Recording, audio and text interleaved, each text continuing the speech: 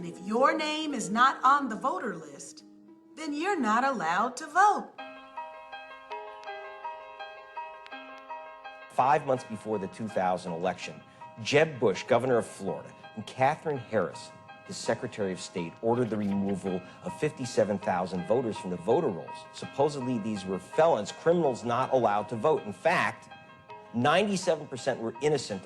And it just so happened that most of them on that list were Black and Latino. I'm not guessing because I got a hold of the computer files. Next to the names are the voters' race. Ms. Harris, you're aware of allegations that a private firm that you contracted with produced a list of purported felons who were taken off the voter registration list? Yes, I am aware. And you became aware of the concerns raised about the legitimacy of the lists that were provided by the private firm? Yes, I became aware. And what action did you take in response to becoming aware of those concerns? If, again, I'm going to refer that to Mr. Roberts and that he's in charge of those day-to-day operations. What specific actions did you take, Mr. Roberts? In putting the data together, there were identified by the supervisors of elections a significant number of persons who had not committed felonies that were identified on the list. Excuse me, Ms. Harris, when did you become aware of the concerns about the list provided by the firm? Again, because our division director would have made me aware, brought this to my attention. I'll have to refer to him because I'm not certain of the specific date. Okay, I'm trying to move this along, Mr. Roberts. You're not helping me out because I'm not getting a specific I'm not response. trying to stall you. I'm trying to. But you're not giving me the information we're asking. So please do. It was important to establish for the record the role of all of the players in this debacle of democracy. I just want to make sure that I'm clear on this. The duties to carry out the election itself are not the responsibility of the governor.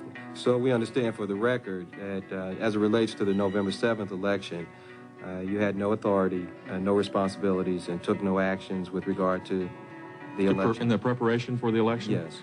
No, again, the Secretary of State and the 67 supervisors of election were responsible for that, and they carried out their duties.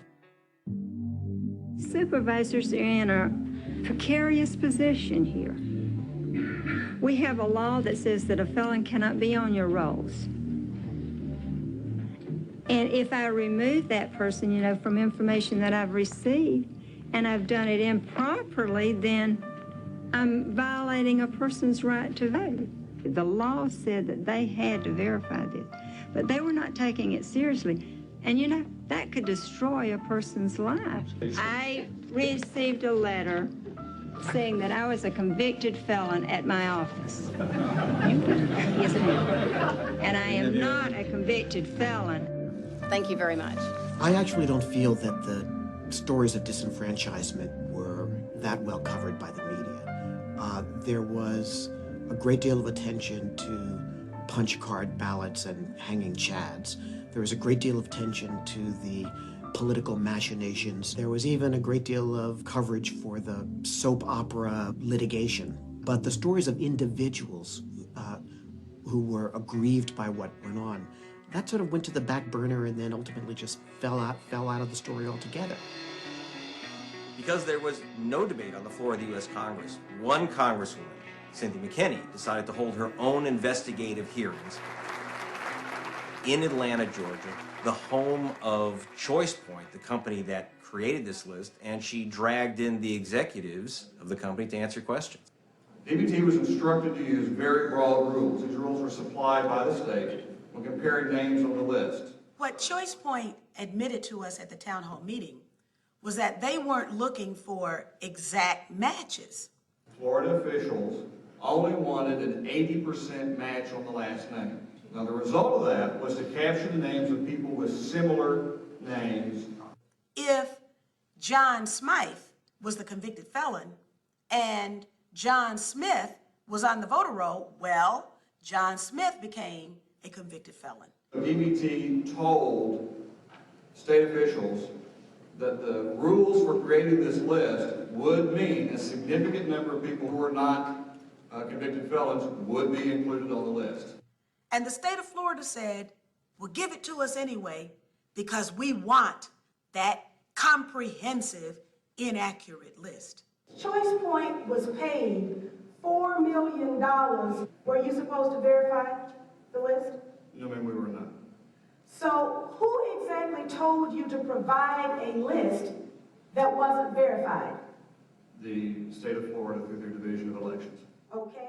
For something as precious as the right to vote, you would think that they would want to know that the person they're banning from the voting booth is the actual person who committed a felony.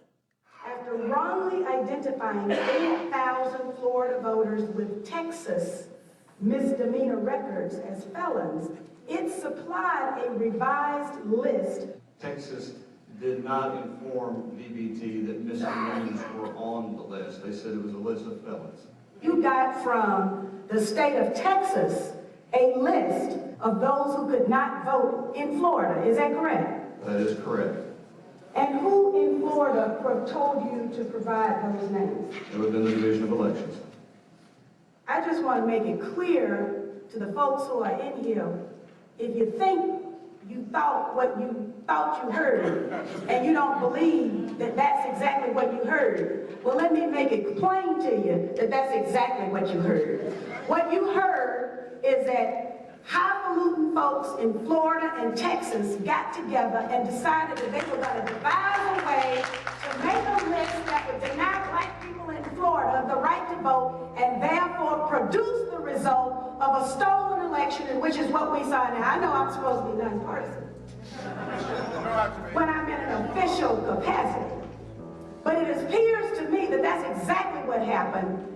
Florida was an apartheid election, a Jim Crow election. That's what happened. How do you make up for something like this?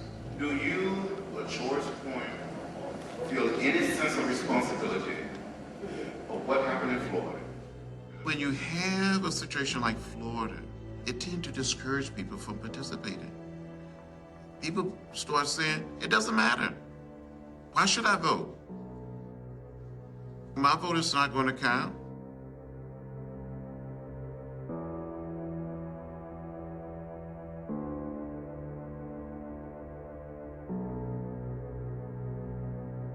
The problem with this is that it was so in your face. We're gonna steal the election, we're gonna take over the levers of government, and there's nothing that the American people can do about it. Secretary Cheney and I are honored and humbled to have won the state of Florida, which gives us the needed electoral votes to win the election. We will therefore undertake the responsibility of preparing to serve as America's next president and vice president. Bush, do solemnly swear that I will faithfully execute the office. The Florida experience was traumatic.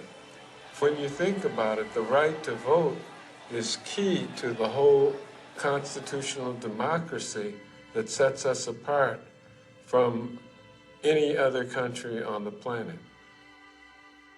Telling the truth about the 2000 election set me on a course to telling the American people all that they needed to know about this administration.